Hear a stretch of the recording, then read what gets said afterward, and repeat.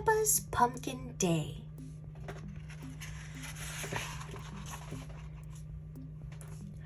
Autumn has arrived. Peppa, George, and their classmates are excited to go pumpkin picking at the farm. Everyone will be able to choose their very own pumpkin, Madame Gazelle says. Hooray! Peppa cheers. I will find the best pumpkin of them all. Not if I find it first, says Mandy Mouse.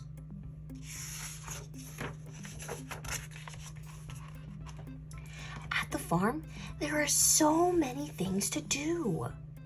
Welcome to the farm, says Mrs. Badger. Next stop, the pumpkin patch. She leads the way to a cart pulled by a shiny red tractor. The children find seats atop big bales of hay. Away we go, Mrs. Badger calls.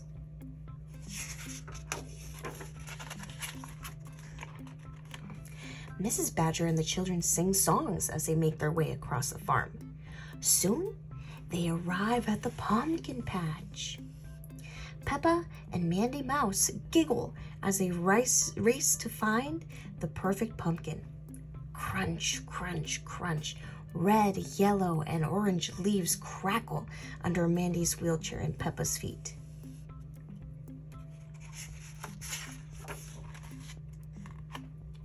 There are as many different types of pumpkin as there are children in the class. Mandy Mouse chooses a tall, skinny pumpkin.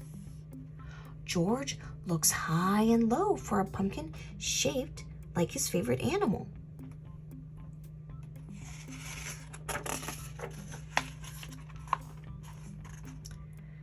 Dinosaur, George exclaims, pointing. Peppa sees he's pointing to a crate of strange-looking objects. The one on top looks just like a dinosaur. George smiles proudly at his unique find. What funny pumpkins, Peppa exclaims. Those are actually not pumpkins, but gourds, explains Mrs. Badger. They look like snakes, tusks, horns, and even an old-fashioned mustache.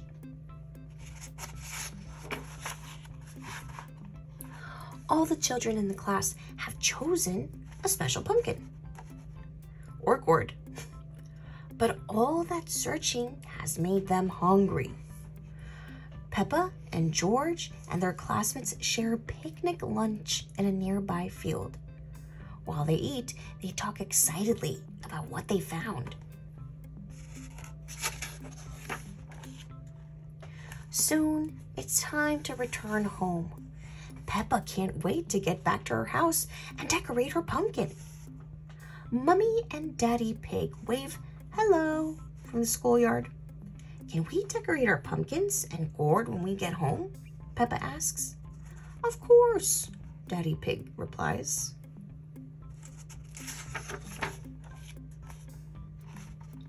Back at their house, Peppa draws a spooky face on her pumpkin with a black marker. George puts glitter and googly eyes on his gourd. Now it really looks like a dinosaur. Mummy carefully cuts off the top of Peppa's pumpkin and scoops out the insides. It leaves behind a stringy, squishy pile of mush. That is called pulp, Mummy explains. Squish, squish, squelch. The pulp is fun for Peppa and George to play with, but it's messy. Daddy Pig collects the pumpkin seeds. He arranges them on a baking sheet. With a little butter and salt, he will roast them for a special treat.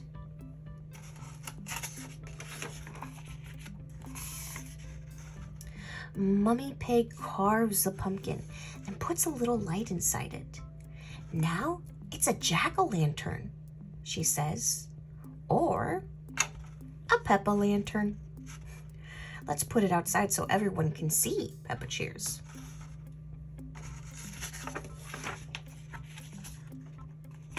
Mummy Pig, Peppa, and George set up the pumpkin by the front door. It looks just a little bit spooky. as it flickers and glows in the dark. Suddenly, Peppa smells something delicious. The pumpkin seeds are ready, Daddy Pig calls. Peppa and George can't wait to try a new special treat. Munch, munch, munch. Peppa and George help themselves to lots of yummy pumpkin seeds. Autumn is so much fun. The end. That was Peppa's Pumpkin Day. Let's go trick-or-treating. What should we be this year? My brother Nick asks me. How about monsters? I say. Or robots? We always wear matching Halloween costumes. Our parents used to pick them out. They dressed us up like pumpkins and puppies. Now we get to choose. But sometimes it's hard to decide. Toby, look, Nick calls. We can be dinosaurs. Nick tries on a T-Rex head. I go for the Triceratops. We each give a loud roar. You look great, Dad says. Very scary. On Halloween night, we put on our costumes. Then we grab our candy buckets. Let's go trick-or-treating, I yell as I race Nick out the door. Wait! Pictures first. Mom gets her camera. Nick and I grin as she takes some photos. Excellent, Mom says. Now you can go. We run down the sidewalk and knock on the Chung's door. Trick or treat, we shout.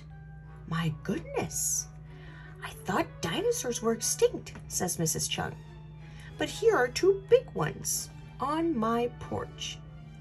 She drops packs of candy corn into our buckets.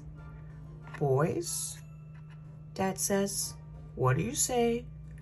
Thank you, we call out.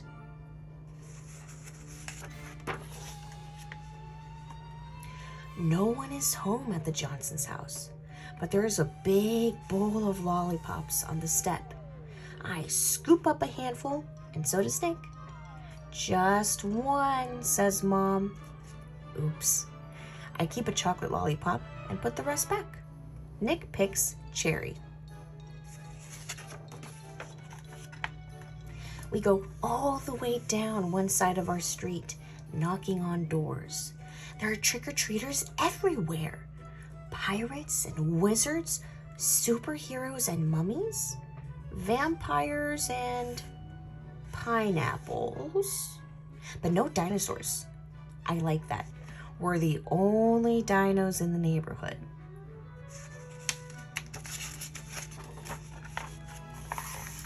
The last house on the street is a haunted house. It's not really haunted. Mrs. Porter, our school nurse, lives there. She just makes it look spooky. A witch on the front porch waves to us.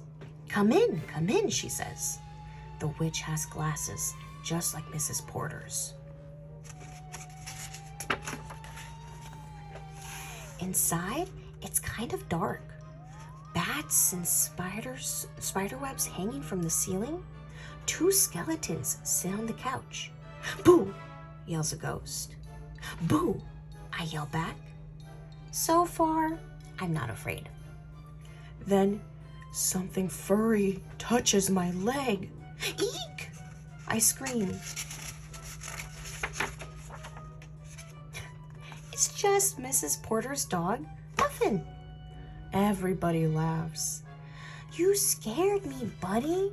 I scratch Muffin's ears. Nick rubs his belly. Then we have to say goodbye to the ghost. Okay, guys, Dad says. Let's try the other side of the street. Officer Jan stops the cars so we can cross. We trick-or-treat the whole way home. We get more candy, lots and lots of candy. My bucket's full. Nick says. Mine is too. I can hardly lift it.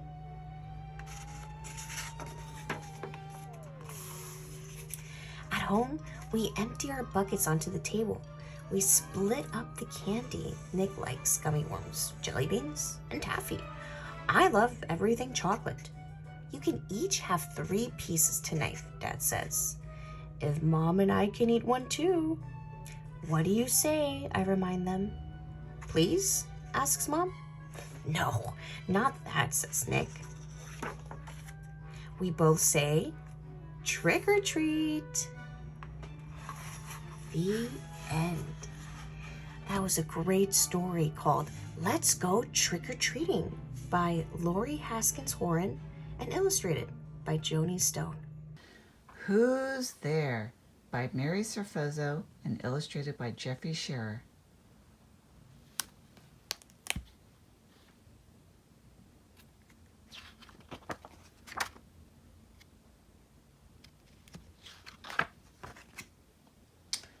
Quiet crept into the dark forest deep. Wrapped in the hush, everyone seemed asleep until...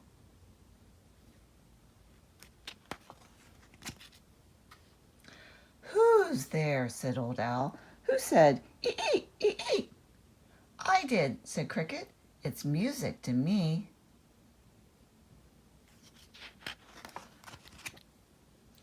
Who? Said Old Owl. Who has turned on the light? Fireflies glowed, a bright show in the night.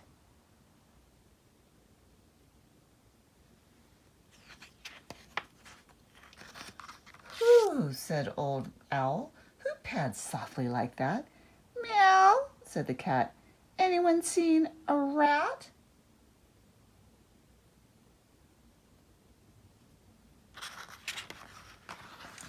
Who? Said Old Owl. Who tipped trash over there? I did, Raccoon said. There's plenty to share.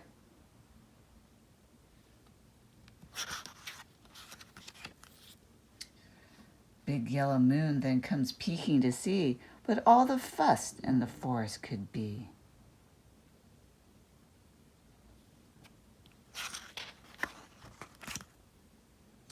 Who? Said Old Owl. Who's all snuffle and bark? Sniff, sniff, it's dog chasing cat in the dark.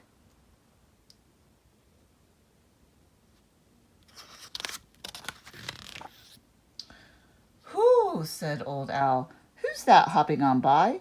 Rabbit, said Frog. Rabbit, rabbit, goodbye.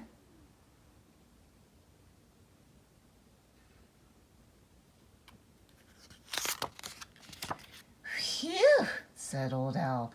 I know Skunk's down below. Hi and goodbye, Skunk. Now hurry, please go.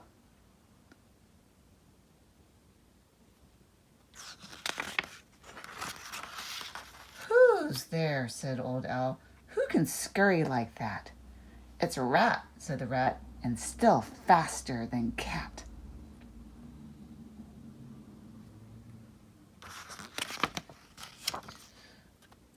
Moonlight comes slipping between the tall trees. Deep shadows stir as leaves lift in the breeze.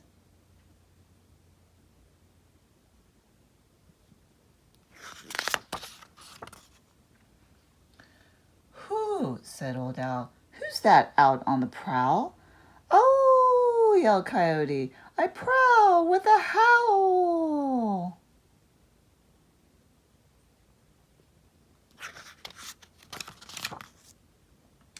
Who? Said Old Owl. Who swooped through the night sky? Bats heading home, but we can't stop. We're shy.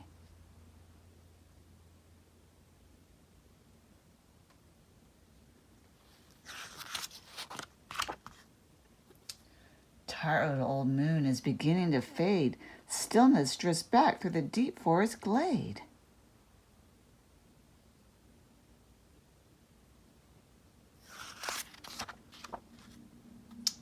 A lullaby hush finds its way to the tree where somebody's sleeping now.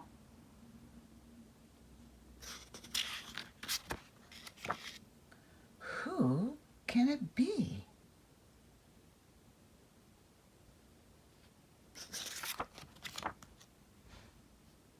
Jake is fixing up an old cabin. Rocky and Rubble are helping him.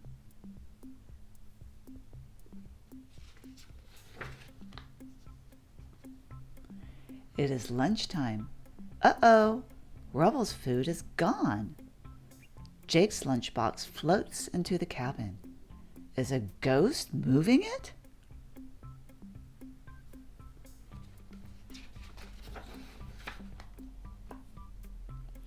Jake calls Ryder for help. Ryder and Chase race to the cabin.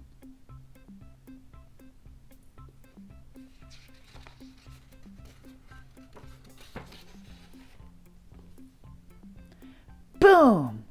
The porch falls down. Rocky finds some posts to fix the porch.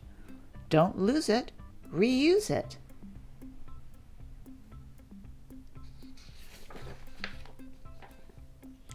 The pups fix the porch. Everyone goes inside the cabin. It is dark and spooky. Bats fly through the air.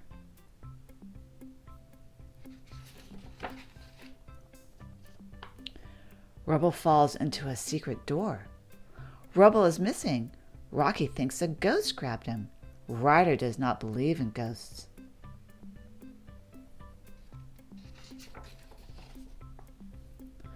Outside, Chase's spy drone flies over the cabin. Chase sees that Rubble is still inside the cabin. Rubble is not alone.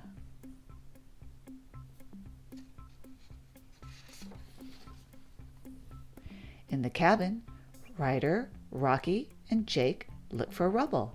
Lights go on and off. Paintings move.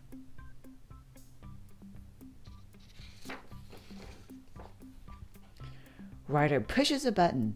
It opens the secret door. Rubble is free. Rocky sees mice on the floor. Ryder solves the mystery.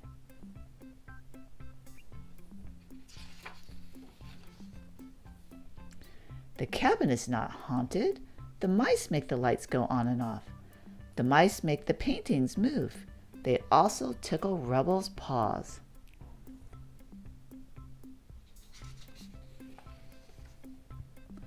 The pups build a cabin for the mice.